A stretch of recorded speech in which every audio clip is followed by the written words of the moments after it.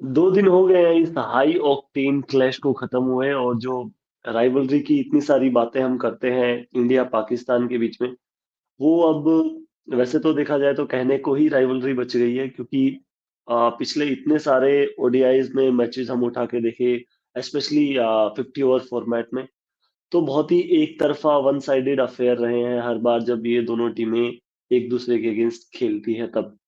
और वो रिजल्ट्स भी दिखाते हैं लास्ट के जितने भी मैचेस रहे हैं। बट इस बार स्पेशली ऐसा क्या हुआ कि इंडिया इतनी आसानी से पाकिस्तान को हरा पाया? स्कोर कार्ड देख के आप लगता है कि थोड़ा बहुत फिर भी कि मैच कहीं ना कहीं फंसा होगा, ऐसा होगा, बट हम थोड़ा डिटेल में जाने का ट्राई करते हैं कि ऐसा क्या हुआ पाकिस्तान की तरफ से, क्या कमियां थी, क्या उनकी स्क्वाड में ही प्लानिंग की कमी थी, इंडिया ने किस तरह से इस मैच को लिया, क्या एडवांटेज था? तो उन सब के ऊपर अगर बात करते हुए हम देखें तो विराट कोहली तो जब भी ये दोनों टीमें आपस में खेलने उतरती है, स्पेशली व्हाइट बॉल क्रिकेट में, तो हर बार ऑलमोस्ट एक डिफरेंस नजर आते हैं हमें, एक डिफरेंट प्लेयर ये नजर आते हैं। सब बोल रहे थे out of form, but 50 over format में ऐसा देखा जाए तो विराट कोहली कभी आउट ऑफ फॉर्म थे ही नहीं। और जब बात आ जाती है पाकिस्तान के अगेंस्ट, तो वो फिर एक लेवल वैसे ही बढ़ जाता है उनकी परफॉर्मेंस का। वो हम सबने देखा जिस तरह से उन्होंने अपनी ये जो शानदार पारी जिस पेस पे खेली, जिस ईज के साथ वो खेली, अभी भी कहीं ना कहीं मुझे लगता है कि शायद ये विराट कोहली का बेस्ट नहीं था। मैच के अकॉर्डिंग बिल्कुल हमें नजर आया कि पारी अच्छे से उन्होंने चलाई अपनी, बट विराट कोहली तो हमेशा एक डिफरेंस नजर आता ही है हमें जब ये दोनों टीमें खेलती है। उधर के जो स्टार परफॉर्मर है, स्टार प्लेयर है, सो कॉल्ड स्टार प्लेयर हम बोल सकते हैं, क्योंकि वैसे तो आज तक हमें कोई स्टार परफॉर्मेंस नजर आई नहीं है जब भी ये दोनों टीमें भिड़ती है उनके किसी प्लेयर्स की तरफ से। बट उनका कुछ ऐसा खासा योगदान रहता नहीं है, जो कि एक बड़ा डिफरेंस बनता है हर बार जब भी ये दोनों टीमें खेलती है। बट जब ये आप देखा जाए दुबई के इस ग्राउंड को, दुबई के इस पिच को, मतलब सिमिलर ही खेलती हुई आई है काफी सालों से यहाँ की पिचें। ऐसा नहीं है कि आपको यहाँ पे 300, सवा 300, 350 रन सॉरी कंसिस्टेंटली देखने को मिले हों। इसी तरह की पिच है ये, 270, 260, 280 रन की। अगर आपकी गेंदबाजी अच्छी है यहाँ पे शुरुआती ओवर में, पेसर्स को ठीक ठाक मदद मिलती है, अंडरलाइन और ज्यादा मदद मिलती है, जो कि पाकिस्तान के फेवर में था सब कुछ। बट एक चीज यहाँ पे मुझे लगा, एक जो क्वालिटी स्पिन का फर्क नजर आया दोनों टीमों के बीच में। यहाँ पे इंडिया की प्लानिंग शुरुआत से ही थी, 4 स्पिनर्स वो वैसे ही लेके गए थे जिसमें से 3 ऑलराउंडर्स थे। और जसप्रीत बुमराह के इंजर्ड होने के बाद उनकी प्लानिंग फिर से वो थोड़ा सा और हमें अच्छी नजर आई कि वो वरुण चक्रवर्ती को बैक करते हुए नजर आए, क्योंकि उनको पता था कि सारे मैचेस हमारे दुबई में होने वाला है, दुबई में होने वाले हैं। और जैसे जैसे टूर्नामेंट आगे बढ़ता जाएगा, पिचेस और विकेट और ज्यादा स्पिन फ्रेंडली होता जाएगा, तो उन्होंने वो फिर एक पेसर जब निकला तो उसकी जगह भी उन्होंने वरुण चक्रवर्ती को ऐड कर लिया इस स्क्वाड में। तो वो भी एक अच्छी चीज नजर आई कि प्लानिंग इंडिया की यहाँ पे स्पिन फ्रेंडली विकेट को देखते हुए वो 5 स्पिनर्स के साथ उतरे। वही दूसरी तरफ देखा जाए पाकिस्तान की तरफ से, तो वो स्क्वाड में प्लानिंग की ही कमी नजर आई। वो दो पार्ट टाइम स्पिन्स के साथ जा जा रहे थे, मतलब वहां पे एक स्पिन, वो भी अब ये मान के चले कि खासा ओडीआई का उनको एक्सपीरियंस है नहीं, अबरार अहमद की मैं यहाँ पे बात कर रहा हूँ।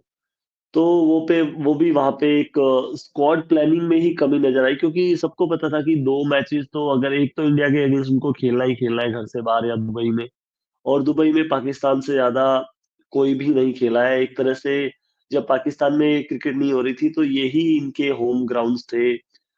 सारे सबसे ज्यादा मैचेस यहाँ पे पाकिस्तान ने ही खेले हैं, तो उनसे ज्यादा तो इन कंडीशंस को कोई भी नहीं समझ सकता।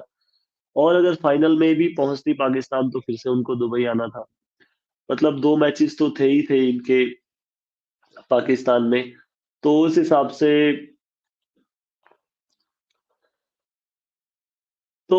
से अगर देखा जाए तो वो प्लानिंग वो नहीं कर पाए। एक एक्स्ट्रा स्पिन जो एडवांटेज था वो उनके पास नहीं था। एक स्पिनर क्या वो एक्स्ट्रा लेके आ सकते थे स्क्वाड में।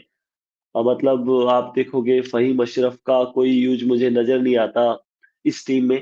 आगे जाके डिटेल में करेंगे जब हम पाकिस्तान पे टीम पे पूरी चर्चा करेंगे। तो भाई मतलब मुझे लगा कि एक स्पिन का ऑप्शन और होता, चाहे वो left arm leg spinner, right arm leg spinner, या फिर left arm spinner, off spinner, इनमें से कोई भी एक प्रॉपर स्पिनर होता। तो आप देखा जब गिल आउट हुए वहां पे मैच फंस सकता था अगर, क्योंकि बांग्लादेश के अगेंस्ट भी हम देखे एक विकेट विराट कोहली जैसे आउट हुए वहां पे मैच थोड़ा फंसा था। तो यहाँ पे भी अगर थोड़ी सी स्पिन क्वालिटी और बेटर होती, एक स्पिनर और होता, तो शायद से मैच फंस सकता था। क्योंकि 140-45 रन तब भी चाहिए थे इंडिया को जब गिल आउट हुए, और वो अच्छी बॉल पड़ी उसके बाद थोड़ा सा सिकंजा और कसते। ये तो मैं बात कर रहा हूँ कि इतने ही रन पाकिस्तान को डिफेंड करने थे तब। तो वो एक स्पिन देखा जाए तो वो बहुत बड़ा फैक्टर बनी इस मैच में। पाकिस्तान की तरफ से कोई ऐसा क्वालिटी स्पिन दूसरा ऑप्शन नहीं था, क्योंकि अबरार अहमद को बिल्कुल इंडिया ने देख लिया था कि एक यही बॉलर है जो अगर मारने जाएंगे हम इसके पीछे तो विकेट ले सकता है। तो उसको आराम से बिल्कुल उसके 10 ओवर निकाल दिए सस्ते में। और क्योंकि गिल आउट हो चुके थे उसके बाद वो अच्छी प्लानिंग मुझे नजर आई कि गिल आउट हुए थे अराउंड वो 4 ओवर हो गए थे वहां पे। चौथे ओवर में अपराध थे उस टाइम पे। उसके बाद वहां पे संभलते हुए आराम से वो ओवर्स निकाल लिए, क्योंकि वो इंडिया के पास वो टाइम भी था, क्योंकि रन रेट इतना आस्किंग रन रेट इतना हाई नहीं था। तो आराम से उनके बाकी के 6 ओवर अय्यर और विराट कोहली ने आसानी से निकाल लिए। तो वो एक बहुत बड़ा एडवांटेज इंडिया को मिला। वहीं दूसरी तरफ देखा जाए तो तीन तीन क्वालिटी स्पिनर थे, मतलब पाकिस्तान का पीछा छूटा ही नहीं। जैसे ही वो अर्ली फेज से आए, 2 विकेट ऑलरेडी गंवा चुके थे अक्षर पटेल के पहले ही ओवर में। दूसरा वो रन आउट हो चुके थे इमाम उल्लाह। उसके बाद अब देखोगे एक एंड से अक्षर पटेल, फिर रविंद्र जडेजा, कुलदीप यादव, मतलब एक हटता तो दूसरा आ जाता, दूसरा हटता तो फिर तीसरा आ जाता। तो वो ऑलमोस्ट 46-47 ओवर तक वो स्पिन चलता ही रहा। इंडिया के पास हमेशा से ऑप्शन था और वो निकल ही नहीं पाए उस जंजाल से। दूसरा जो सबसे बड़ा इसमें मुझे डिफरेंस लगा, क्योंकि विराट कोहली की भी पारी देखोगे आप, उन्होंने अपने 100 रन में केवल और केवल 7 बाउंड्रीज लगाई, मतलब 28 रन ही उन्होंने सिर्फ सिर्फ बनाए हैं चौकों से और बाउंड्री से। उसके अलावा 72 रन उन्होंने लिए हैं सिंगल डबल से। तो पाकिस्तान की टीम में हमेशा ये कमी नजर आती है, चाहे वो इनके पुराने मैचेस की तरफ चले जाए या स्पेशली ये जो स्क्वाड है जो पिछले 5-6 साल से इंडिया के अगेंस्ट लगातार खेल रहा है, यही एक ग्रुप है। इसमें सबसे बड़ी कमी नजर आती है स्ट्राइक रोटेशन की। सिंगल डबल इनको इन रेगुलर इंटरवल में लेने नहीं आते हैं, बड़े शॉट से खेल लेते हैं। मतलब एक बार 3-4 डॉट बॉल हो गई तो इनका जो अ, वीडियो से बाहर निकलने का एक शॉट है, वो ये बड़ा शॉट की तरफ ही देखते हैं, फिर बाउंड्री की तरफ ही देखते हैं। अगर इनकी बाउंड्री आप कंटेन कर दो, बाउंड्री इनको आसानी से नहीं दो, तो फिर ये सिंगल डबल लेने की जो एबिलिटी इनके बैटर्स में है वो नजर नहीं आती। वही दूसरी तरफ आप देखोगे गिल और विराट कोहली आराम से सिंगल्स ले रहे थे, फिर अय्यर और कोहली जब खेल रहे थे तो वो भी 3-4-5 रन हर ओवर में ले रहे थे। वही अगर इंडिया की तरफ देखोगे, उनकी जो बॉल इंडिया की बॉलिंग थी, पाकिस्तान की बैटिंग थी, वो पार्टनरशिप भी अच्छी लग रही थी। तो वहां पे भी वो स्ट्रगल कर रहे थे आसानी से सिंगल्स लेने में। एक ओवर में 2 रन आ रहे हैं, फिर 3 रन का ओवर आ रहा है, फिर 2 का आ रहा है। तो वहां पे वो मैच फंस गया। तो एक ये बड़ा डिफरेंस आया कि इंडिया ने यहाँ पे, इंडिया को काफी महारत हासिल है, हर बैटर को सिंगल्स लेने आते हैं यहाँ पे। तो वो एक एबिलिटी इंडिया के पास काफी अच्छी थी, वो स्किल सेट बहुत अच्छा है यहाँ पे। और दूसरी तरफ देखा जाए तो वो पाकिस्तान के पास नहीं है। एक जो तीसरा और एक और फैक्टर नजर आता है मुझे यहाँ पे, वो है कि गेम गेम अवेयरनेस और गेम का अंडरस्टैंडिंग। आप देख लीजिए कि गेम अवेयरनेस आप इसको बोल सकते हैं ओवरऑल। कि गेम अवेयरनेस की अगर बात की जाए, मैं क्यों आया हूँ, क्योंकि एक बार ये पार्टनरशिप लग चुकी थी ऑलमोस्ट 100 रन की, आ, रिजवान और शकील के बीच में। और वहां पे आप ऐसा लग रहा था कि पाकिस्तान आराम से कुछ भी नहीं करता तो वहां से 270 रन, वहां पे ना तो बड़े हिट्स खेलने की जरूरत थी, ना ही कुछ एक्स्ट्रा ऑर्डिनरी करने की जरूरत थी। 270 275 रन आराम से पाकिस्तान बना सकता था। 2 ही विकेट उनके गिरे थे। क्योंकि उनको ये पता होना चाहिए कि अगर हम यहाँ से आउट हुए तो विकेट जो है, पिच जो है, बॉलिंग एक तो इंडिया अच्छी कर रहा है और नए बैटर के लिए यहाँ से चीज़ें बिल्कुल आसान होने वाली नहीं है। तो वो और एक-एक कैच भी छूट चुका था दोनों का, अगर देखा जाए पहले रिजवान का कैच छोड़ा हर्षित राणा ने, फिर कुलदीप ने शकील का कैच छोड़ा। तो वहाँ से वो गेम अवेयरनेस का जो लैकिंग है वो नज़र आई हमें, क्योंकि वहाँ से अगर सिंपल भी खेलते तो पाकिस्तान 270 275 तक पहुँचता और वो जो टोटल है वो मुझे लगता है कि वो 30-40 रन और ऐड कर दो आप 240 में, तो इंडिया को शायद से थोड़ा-सा और मतलब चुनौतीपूर्ण वो स्कोर हो सकता था, क्योंकि वहां से फिर आप बाउंड्रीज के लिए भी देखना पड़ता आपको। शायद से वो एक जो डिफरेंस आया ना 40 रन का, क्योंकि वो दोनों एक साथ आउट हुए, फिर प्रेशर आया, फिर से नए बैटर्स के लिए बिल्कुल इजी होने वाला नहीं था ये विकेट।